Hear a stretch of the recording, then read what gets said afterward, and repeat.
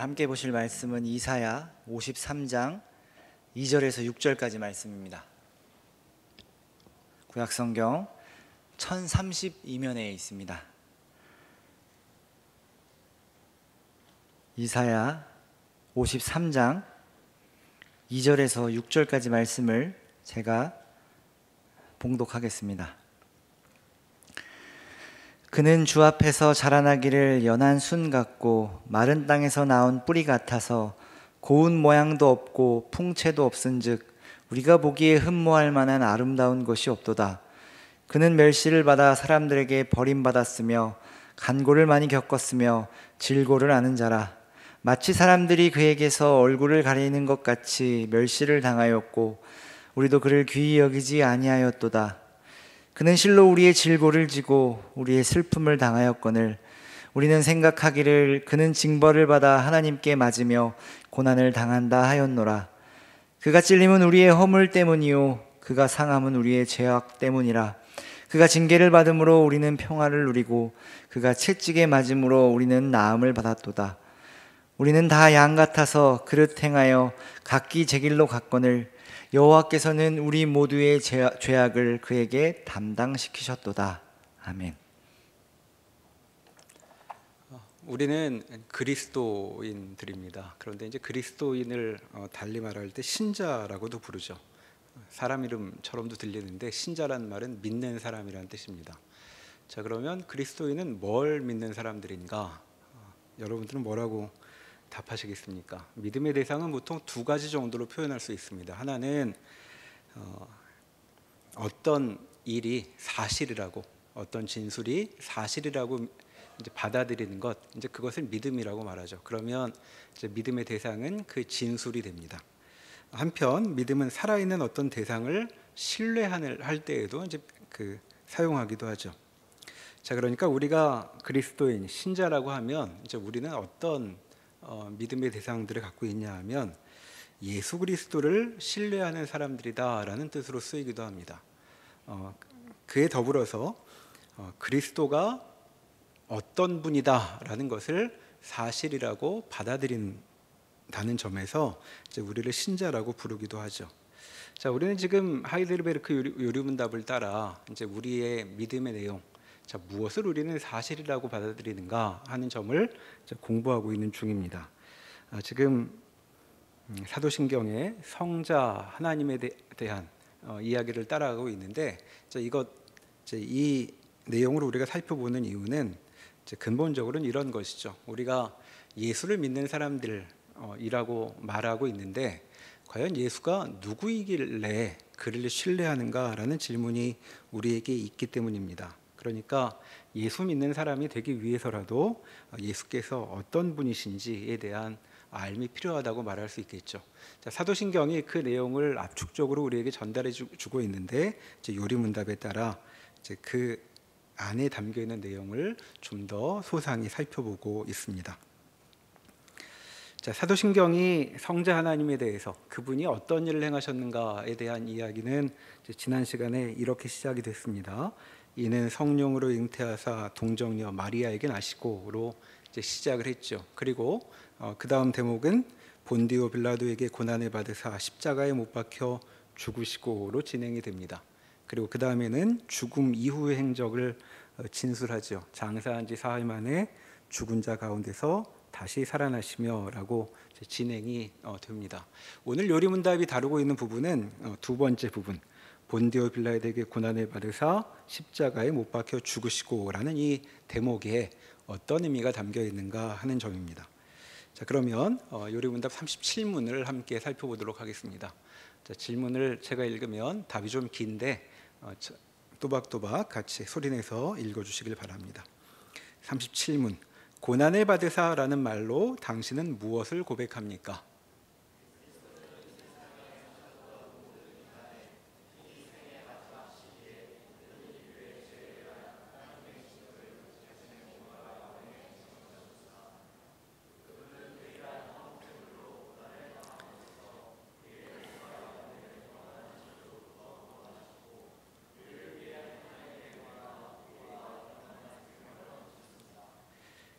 자, 사도신경은 예수님의 행적을 요약하기를 지난 시간에 본 것처럼 태어나신 일을 먼저 언급을 했죠.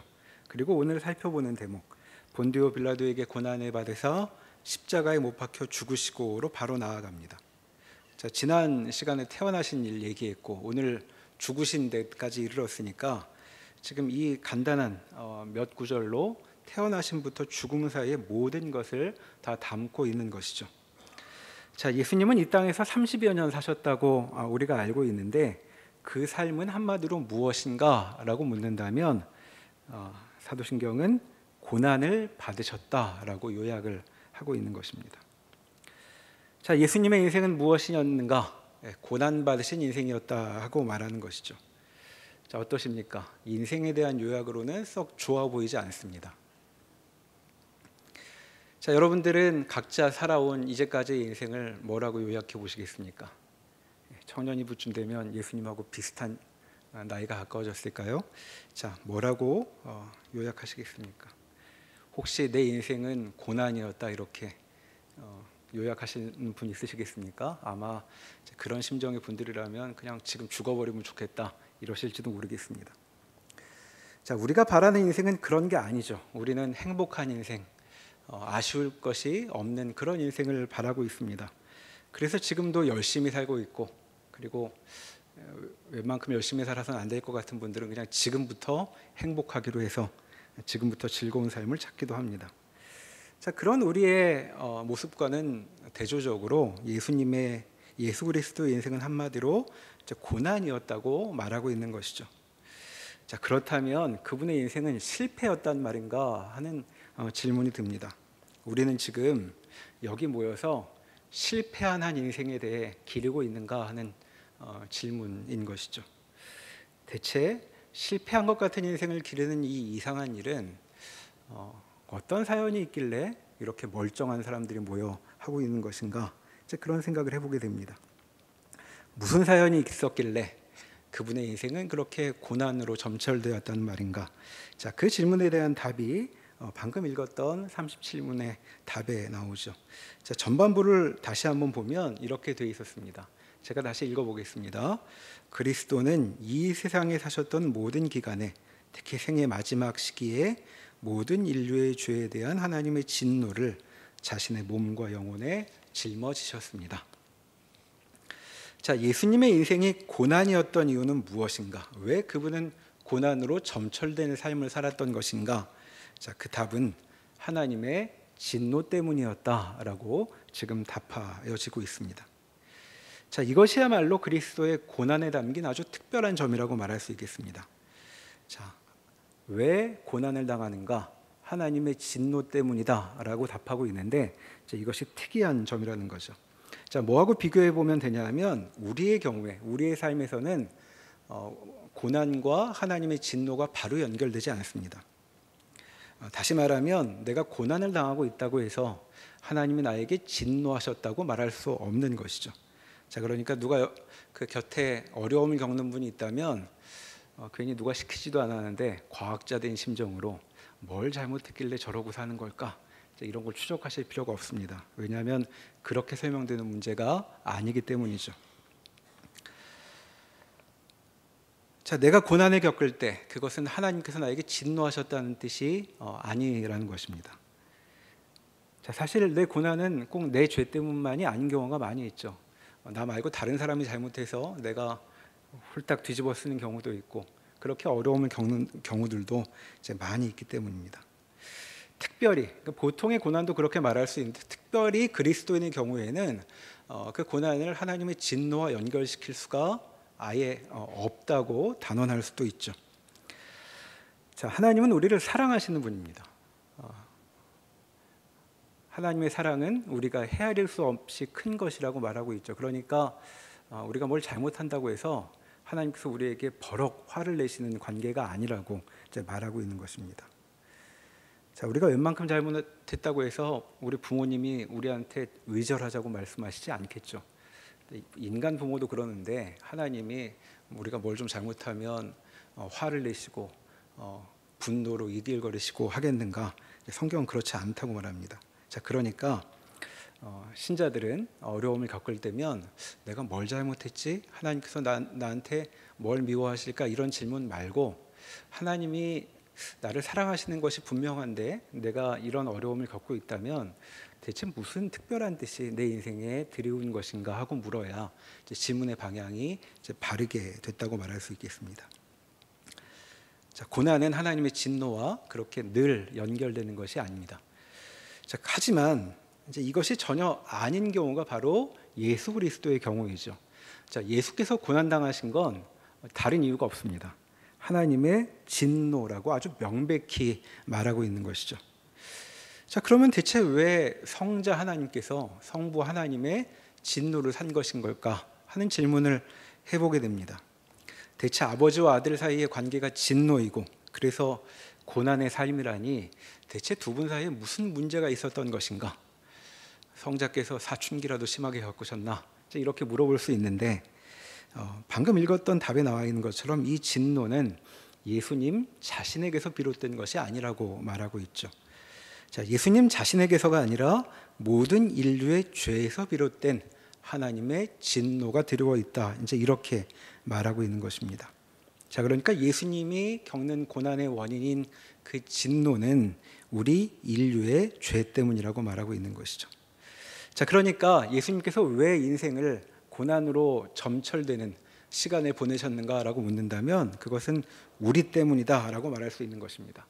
자, 이게 무슨 의미인지 좀 약한 수준에서 비유를 하자면 이런 것이죠. 내가 잘못했는데 다른 분이 야단에 맞는 것입니다. 좀 미안한 일이지만 그럴 수도 있는 거겠죠. 그런 일도 종종 있고.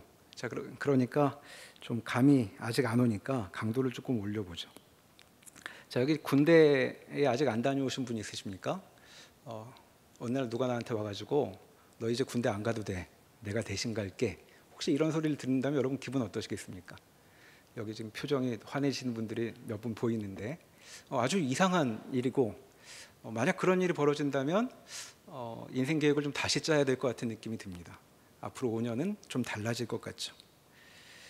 자, 이렇게도 생각해 볼 수 있겠습니다. 여기 재수하는 분들이 있을 텐데 내가 재수를 하는데 옆에서 나 공부하는 꼴을 이렇게 보더니 교회에서 몇몇이 모여서 회의를 합니다. 자, 청년부에서 나를 대학에 보내겠다고 각 과목 1등급들을 모으는 거죠. 그래서 시험을 대신 치러주기로 합니다. 현행 시험제도에서는 안 되겠지만 혹시 그렇게만 된다면 나 대신 1등급들이 모여서 시험을 쳐준다면 여러분 재수하는 분들 어떠실 것 같으십니까? 아마 지금 그런 얼굴빛이 아니겠죠. 인생이 많이 달라질 것입니다. 인생의 색깔이 달라진다고 말할 수 있겠죠. 우리의 죄 말고 우리의 수능이나 취직이나 결혼을 위해서 누가 대신 이렇게 발벗고 나서준다면 아마 교회에 사람들이 몰려들어 미어 터질 것 같습니다.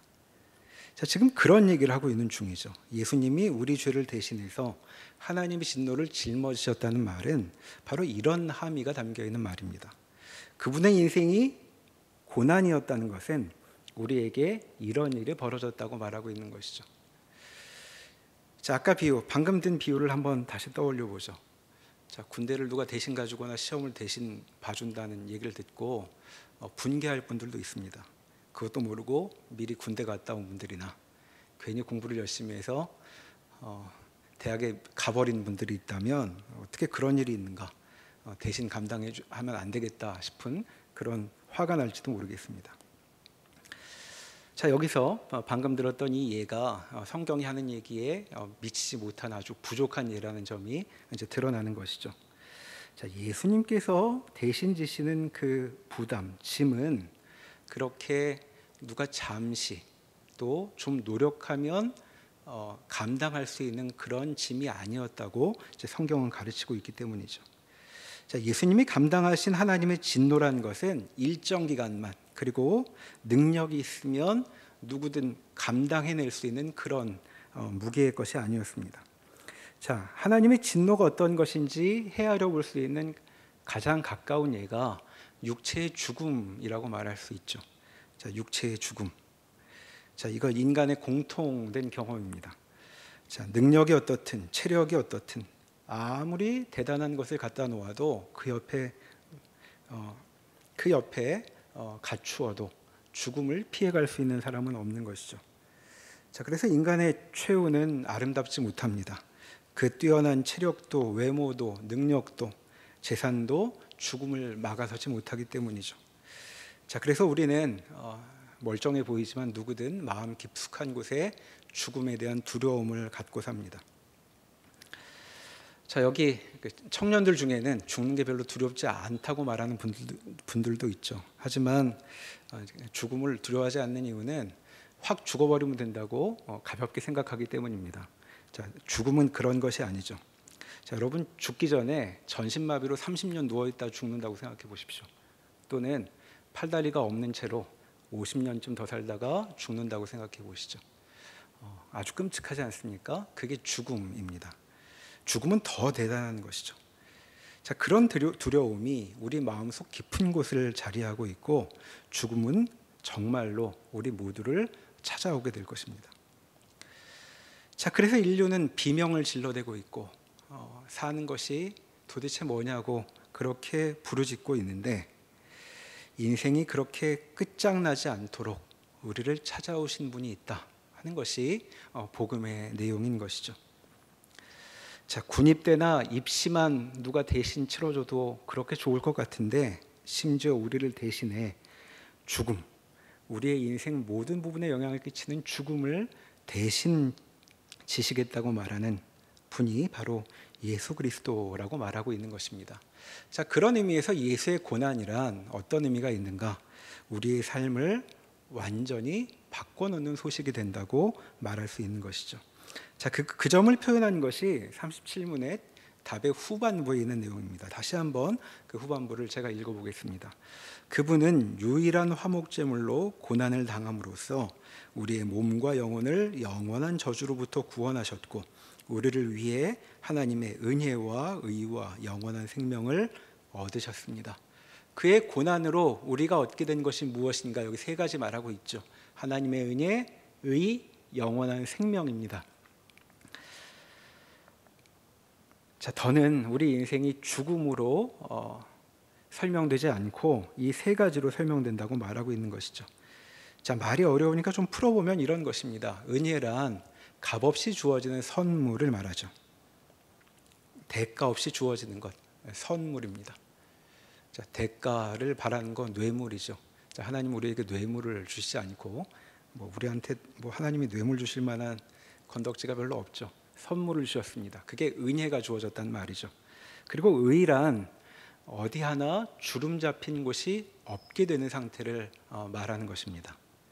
또 생명은 가벼운 몸으로 춤을 추는 것과 같은 그런 것을 떠올리게 하는 단어라고 말할 수 있죠. 그러니까 그리스도의 죽음으로 우리에게 무슨 일이 벌어졌는가, 이제 이렇게 그림을 그려볼 수 있겠습니다. 바라던 것을 선물로 받아 손에 쥐고 얼굴에는 김이나 주름 하나 없이 멋진 음악에 맞춰 춤을 추는 것과 같은 삶, 그것이 그리스도의 죽음으로 우리에게 허락된 것이라고 여기 말하고 있는 것이죠. 자, 하나님인 분이 고난을 당하사라고, 자, 하나님인데 고난을 당하셨다고 우리가 고백하면서 그게 우리의 믿음의 내용이라고 말하면서 우리는 무엇을 말하냐 하면, 그분의 고난으로 인해 우리는 더 이상 우리에게 우리 자신이 결정해버린 우리의 못남에 좌우되지 않는 인생을 살게 되었고, 우리는 가벼운 미래를 맞이하게 되었다라고 성경은 가르치고 있는 것입니다. 자, 이것이 그리스도의 죽음, 고난에 담겨 있는 의미인데, 요리문답은 이에 더해서 그리스도의 죽음에 대해 좀 더 생각할 거리를 더 얘기하고 있죠. 자, 그런데 그리스도의 죽음은 그냥 그분이 죽으시면 되는 게 아니었다고 말합니다. 그리스도의 고난에 담긴 특별한 뜻이 이어지는 38문에 이렇게 소개되고 있습니다. 제가 문제를 읽으면 답을 읽어주시면 감사하겠습니다. 38문, 그분은 왜 재판장 본디오 빌라도 아래에서 고난을 받으셨습니까?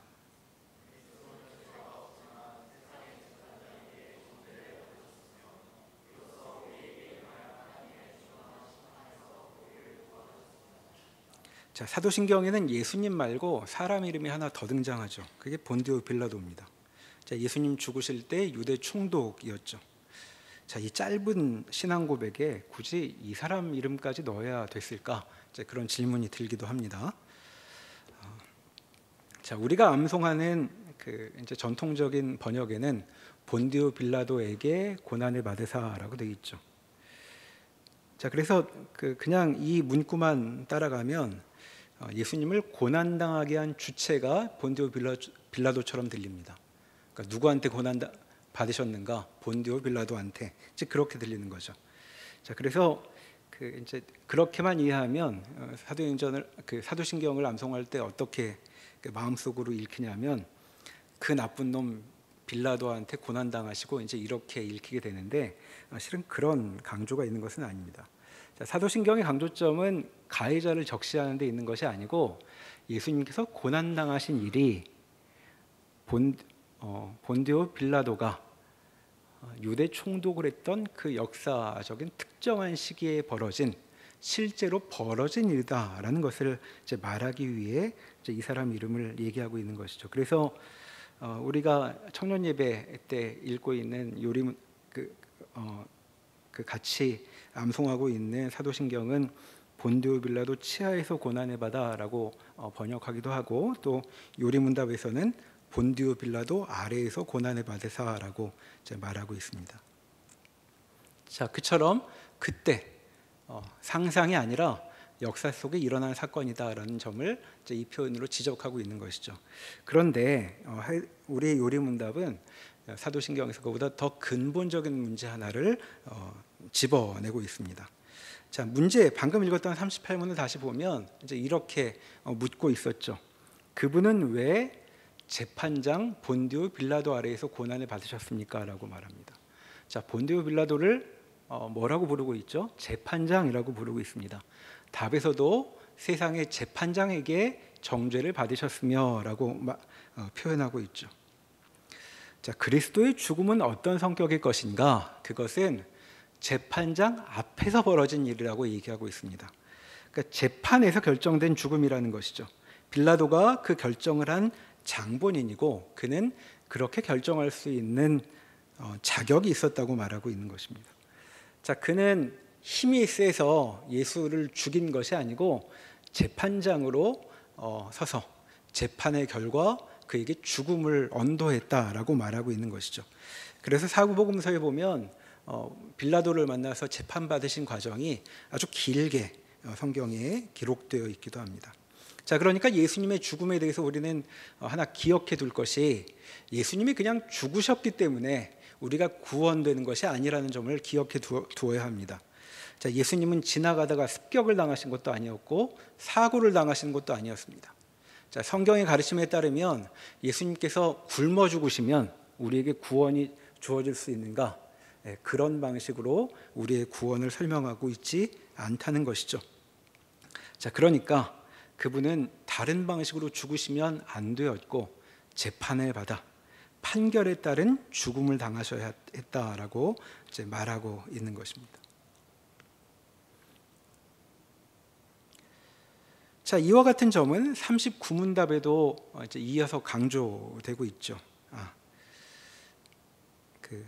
38문을 마저 보면 38문의 뒤쪽 답을 다시 한번 보겠습니다. 자, 세상의 재판장에서 정죄를 받으셨으므로 죽음을 당하셨는데, 자, 이것이 우리에게 무엇을 보여주냐 하면 우리에게 임할 하나님의 준엄한 심판에서 우리가 구원되었다라는 사실을 이제 보여준다고 설명하고 있죠.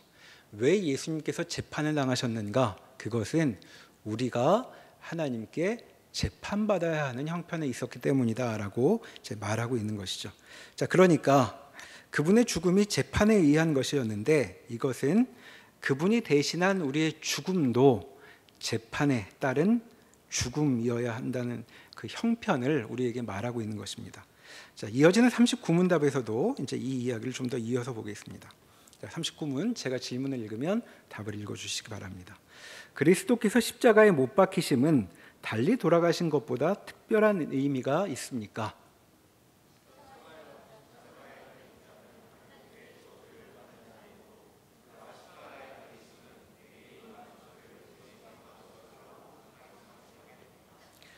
자, 재판의 결과로 예수께서 죽으셨는데 어떻게 죽으셨는가? 십자가형으로 죽으셨죠. 자, 다른 식의 죽음이 아니라 십자가 위에서 죽으셨습니다. 자, 십자가에 달리는 것은 로마 시대의 한 형벌의 형태였죠. 로마 사람들에게는 시행하지 않았다고 알려져 있습니다. 이방인들이나 또 종들에게만 행했던 아주 잔인한 처형 방식이었던 것이죠. 그러니까 그것만으로도 십자가형은 사람들에게 고개를 돌리게 할 만큼 끔찍한 일이었는데, 사실 거기에는 사람들이 아직 의식하지 못한 더 깊은 뜻이 있었다고 이제 성경은 말하고 있는 것입니다. 자, 십자가에 달렸다는 것은 무엇이냐? 하나님께 저주받음을 가리키는 것이라고 여기 말하고 있죠. 자, 성경을 한 군데 찾아보겠습니다. 갈라디아서 3장 13절입니다. 자, 갈라디아서 3장 13절. 신약 성경 304면 또는 5면에 있습니다.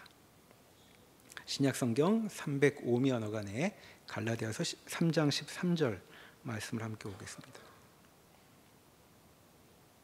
자, 제가 읽어보죠. 갈라디아서 3장 13절. 그리스도의 죽음에 대한 이야기를 말하고 있는데, 자, 그리스도께서 우리를 위하여 저주를 받은 바 되사 율법의 저주에서 우리를 속량하셨으니 기록된 바 나무에 달린 자마다 저주 아래에 있는 자라 하였음이라 하고 말하고 있습니다.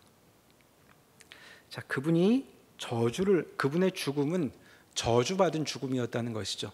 자, 그걸 어떻게 알 수 있는가? 나무에 달리셨기 때문이다라고 말합니다. 자, 나무에 달렸다는 것, 구약 성경 신명기 21장에 보면 이제 이런 표현이 나옵니다. 제가 한번 읽어볼 테니까 들어보시죠. 사람이 만일 죽을 죄를 범함으로 내가 그를 죽여 나무 위에 달거든 그 시체를 나무 위에 밤새도록 두지 말고 그날에 장사하여 내 하나님 여호와께서 내게 기업으로 주시는 땅을 더럽히지 말라.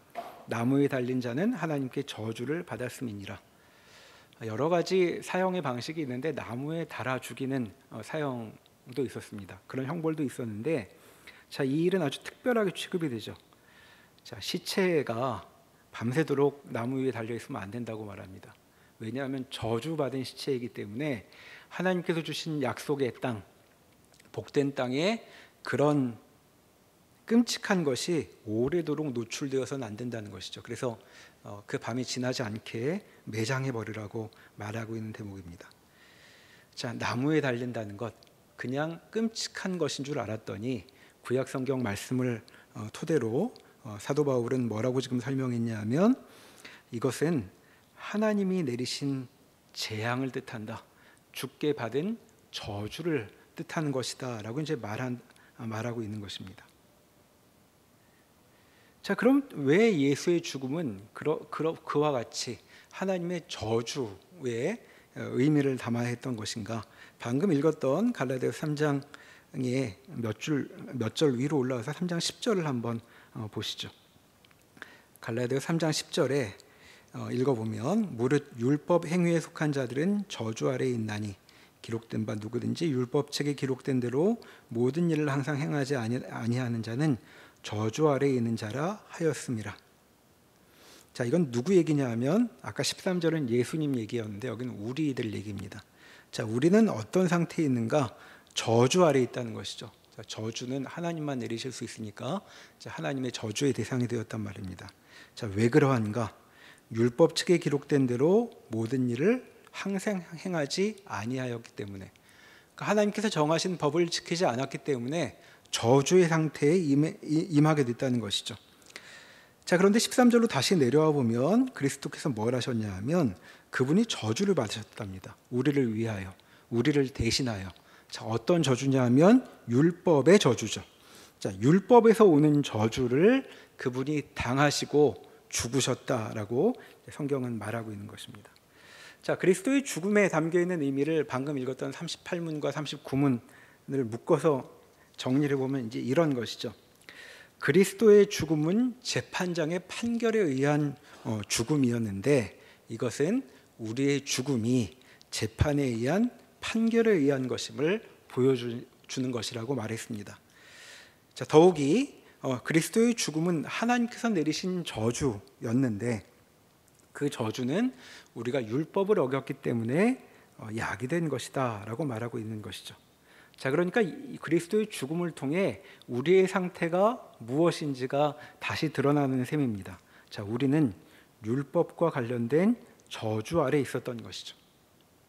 그래서 형벌받아야 하는 사람들이었습니다. 자, 그런데 예수께서 이 일을 대신하였다고 말하고 있는 것이죠. 그래서 우리에게 구원이 임하게 됩니다.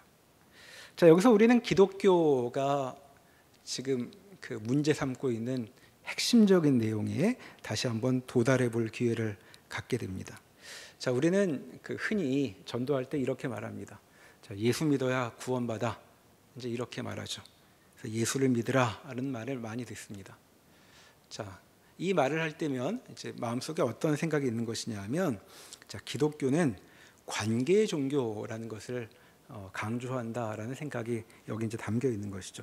자, 관계의 종교라는 말 들어보셨습니까? 자, 중요한 것은 하나님과 우리 사이의 관계라는 것이죠. 그래서 우리가 눈에 보이게 무슨 행동을 하는지 어떤 열심을 보이는지 보다 하나님과 나 사이의 관계가 이제 중요하다는 것이고, 이제 그러니까 이 관계에서 중요한 것은 우리 마음에 있다는 것이죠. 그래서 우리 마음이 하나님을 향해 어떠한지, 어떤 마음을 갖고 있는지가 신앙에 아주 중요한 것이다라는 강조가 이제 우리에게 그리 낯설지 않습니다. 자, 그런데 이 부분은 오해하면 좀 곤란한 것이죠. 자, 마음의 문제는 신앙의 중요한 부분을 말하긴 하지만 이것은 한참 나중의 문제입니다.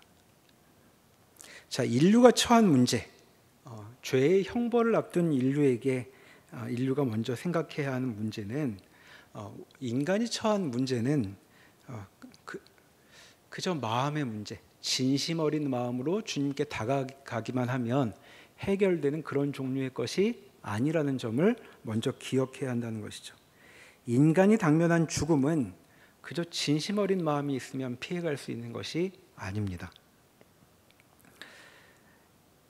인류가 겪고 있는 문제는 정성이나 지극한 마음 같은 것으로 해결할 수 없는, 뭐라고 말할까요? 보다 실제적인 것이라고 말할 수 있겠죠. 자, 죄를 지으면 벌을 받아야 되는 것입니다. 자, 율법에 적혀 있기를 하나님의 뜻을 따라 살지 않는 자들은 죽음으로 형벌을 받아야 한다고 말하고 있는 것이죠. 하나님의 진노가 그렇게 드리워져 있는 것입니다. 자, 그러니까 성경이 그 인류에게 구원을 말하며 이야기하는 그 문제의 차원은 이런 식으로 비유해 볼 수 있겠습니다. 자, 지구를 향해 소행성이 돌진하고 있다고 생각을 해보시죠. 자, 어떻게 해야 할까요? 지구에 와서 충돌하면 인류가 멸종하게 생겼는데, 자, 정화수를 떠놓고 새벽마다 빌고 신들에게 진심으로 부탁을 하면 해결이 될 것인가? 그렇지 않습니다. 자, 소행성이 정성에 감화해서 피해갈까요? 일은 그렇게 해결되는 것이 아니죠. 자, 죄인에게 재판장이 묻습니다. 그렇게 살고도 내가 살아남기를 바란다는 것이냐라고 묻는다면 죄인이 어떻게 반응하면 좋을까요? 진심으로 그 일을 후회한다고 울면서 정말 죄송스럽다고 말하면 그 일이 끝나는 것인가? 그렇지 않습니다. 정말 중요한 문제들은 그저 사과나 유감 표명 같은 것으로 해결되지 않는 것이죠. 일은 수습되어야 하는 것이고, 그렇게 수습이 된 다음에야 사과도 따라올 수 있는 것입니다. 자, 내가 잘못해서 집이 다 홀랑 불타버렸다면 후회한다고 해결되는 것이 아니죠. 없던 집이 생겨나는 것이 아닙니다. 자, 우리는 일이 안 풀릴 때면 그런 식으로 행동하곤 하죠. 내가 확 사라져버리고 싶다, 죽어버리고 싶다, 이제 이렇게 우리의 아쉬움을 표현합니다. 하지만 내가 죽어버린다고 내가 버린 일이 사라지는 게 아닙니다. 그 일은 여전히 남아있는 것이죠. 현실은 여전히 어그러져 있고 계속해서 영향을 끼치게 됩니다. 자, 그러니까 인간이 처한 형편은 무엇이냐 하면, 내가 벌인 일을, 그 일의 결과를 실제로 대면해야 하는 것이죠. 근데 우리는 대면해도 해결할 방도가 없습니다. 자, 그때 우리에게 다가오신 분이 누구신가? 바로 예수 그리스도라고 말하고 있는 것이죠. 그리스도는 왜 고난당하셨는가? 우리가 아무리 아쉬워해도 말로는 해결할 수 없는 죄에 대한 형벌을 대신 치르신 것이다라고 말하고 있는 것입니다. 자, 이런 의미에서 앞에서 언급되었던 그분이 감당하시는 하나님의 진노는 감정적인 차원의 문제가 아니죠. 우리가 하는 행동을 보고 하나님이 열받아 이렇게 말씀하시면 우리가 그분 앞에 가서 좀 귀엽게도 굴고 잘못했다고 하고 불쌍한 모습도 보이면 하나님께서 그냥 넘어가 주실 수 있는 그런 문제가 아닙니다. 왜냐하면 그분은 재판장으로 우리 앞에 서 계시기 때문이죠. 자, 그러니까 하나님의 진노와 그에 따른 저주를 보다 바르게 이해하는 비유는 이런 것입니다.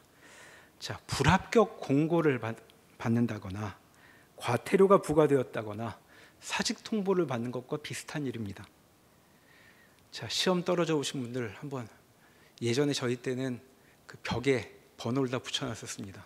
학교 가가지고 학교 앞에까지 가서 버스 타고 학교 앞에까지 가서 내 번호가 없는 것을 보면 고개를 숙이고 돌아와야 했던 일이죠.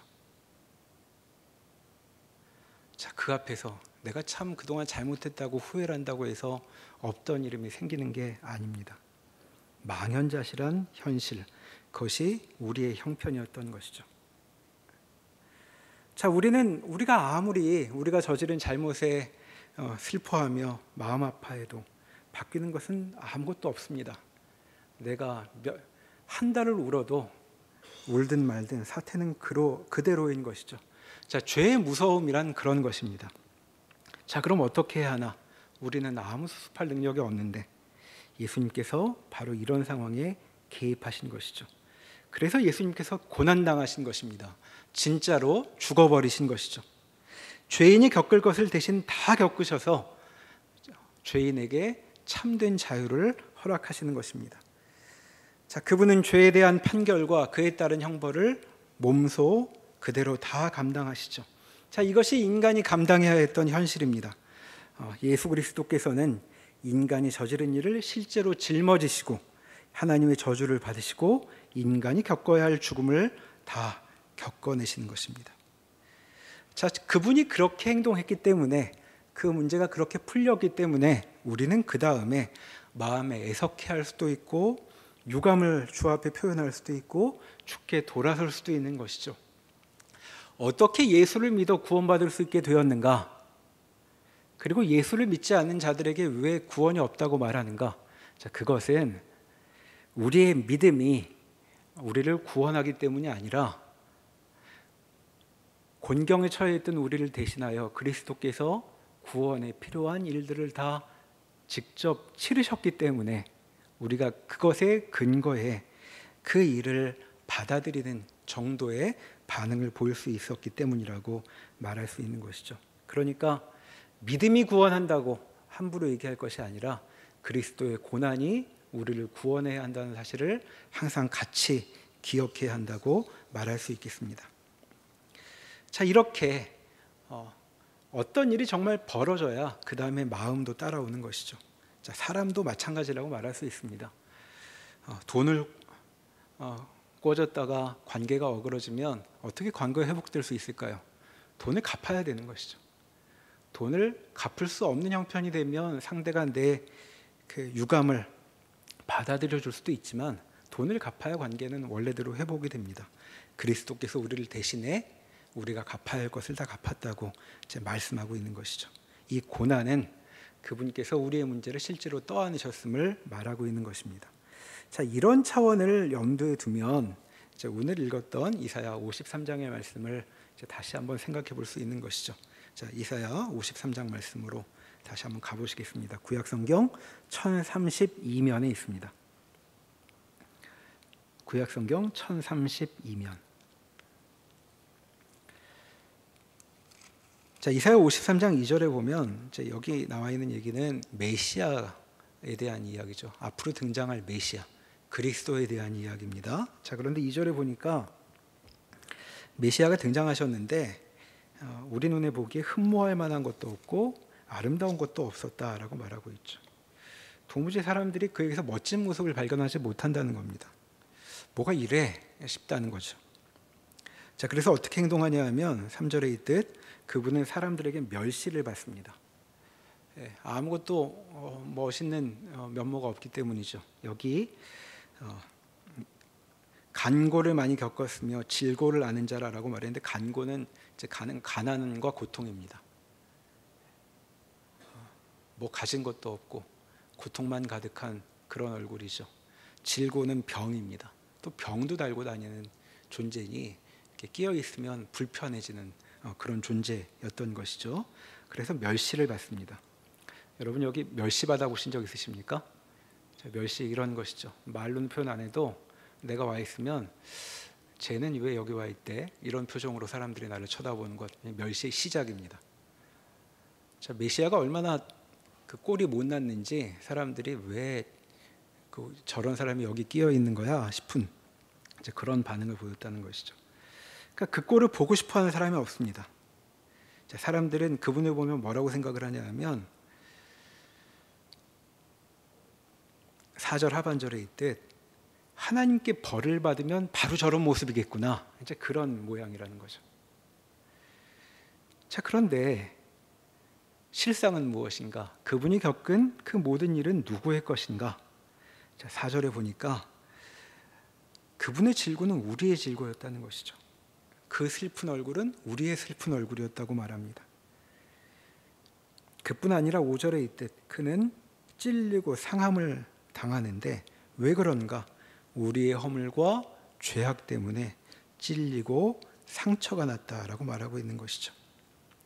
자, 그러니까 지금 53장에서 말하고 있는 이 메시아의 이 멋지지 않은 면모는 무엇이었냐 하면 실제로 우리가 짊어져야 했던 일이 그분에게 지금 드러나 있었던 것이죠. 자, 그런데 죄인인 우리는 그런 줄도 모르고 그분을 피하고만 있다는 것입니다. 자, 왜 피하고 싶을까요? 우리 같으면 외면하고 싶은 모습이기 때문입니다. 자, 우리 자신도 외면하고 싶어하는 우리 모습을 성자 하나님이 눈여겨보시고 자기 몸에 품어 안으셨다는 것이죠. 자, 그뿐 아니라 이분의 아버지 성부 하나님은 어떠했는가? 6절 하반절에 이렇게 말합니다. 여호와께서 우리 모두의 죄악을 그에게 담당시키셨도다 라고 말하고 있습니다. 자, 사람들은 예수님을 보고 이렇게 말합니다. 저건 신이 내린 형벌이야 라고 말한다는 것이죠. 자, 엄마가 아이를 데려가다 이 사람을 보면 이렇게 얘기합니다. 너 이렇게 엄마 말 안 듣다가는 저 아저씨처럼 돼. 그런 면모라는 것이죠. 자, 우리도 그런 모습을 보며 우리는 그 꼴이 아니어서 참 다행이구나 하고 한숨을 돌릴 것이라고 말합니다. 자, 그런데 그게 다 무엇이었는가? 이게 대체 무엇인가? 바로 우리 모습이라는 것이죠. 우리는 끔찍하기 싫어하지만 우리의 현실이었다는 것입니다.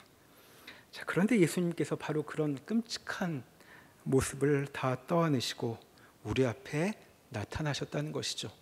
왜? 우리를 구원하기 위해서, 거기에 머물지 않게 하기 위해서라고 성경은 말하고 있습니다.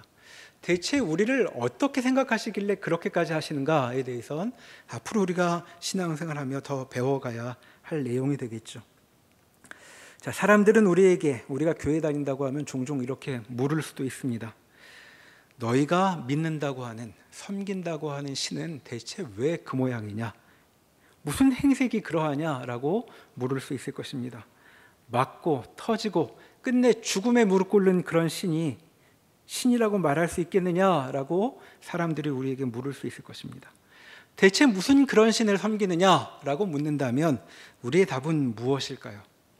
우리는 이렇게 답할 수 있습니다. 바로 그래서 그분이 맞고 터지고 죽음에 무릎 꿇은 분이기 때문에 우리는 그분을 섬긴다라고 답할 수 있는 것입니다. 우리 꼴이 그러해서 그분이 그 일을 당하셨기 때문이죠. 그러니까 그리스도의 고난이 심각할수록 우리에겐 오히려 가능성의 문이 더 커지게 되는 것입니다.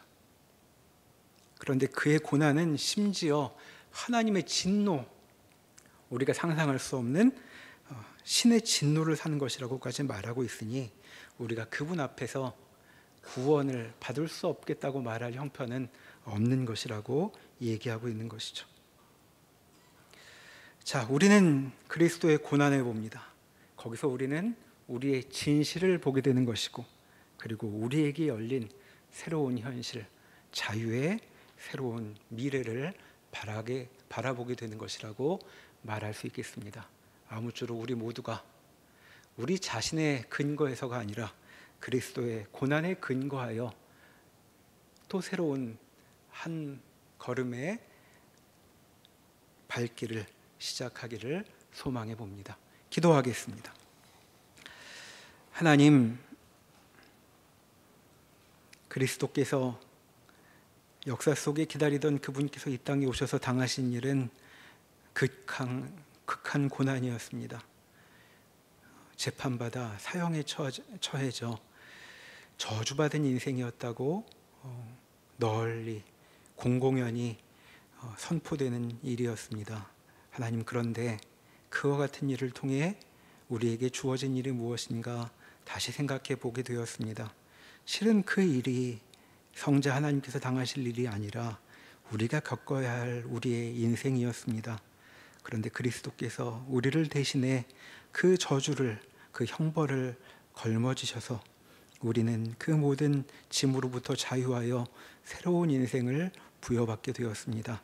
주께서 그렇게 행하셨으니 이제는 하나님 앞에 새로운 생명을, 의의를, 그리고 은혜를 부여받은 사람답게 신자의 삶을 더욱 기쁨으로 걸어가기로 다짐하는 복된 시간이 되도록 주님, 저희의 마음을 붙들어 주시옵소서. 예수님의 이름으로 기도합니다. 아멘.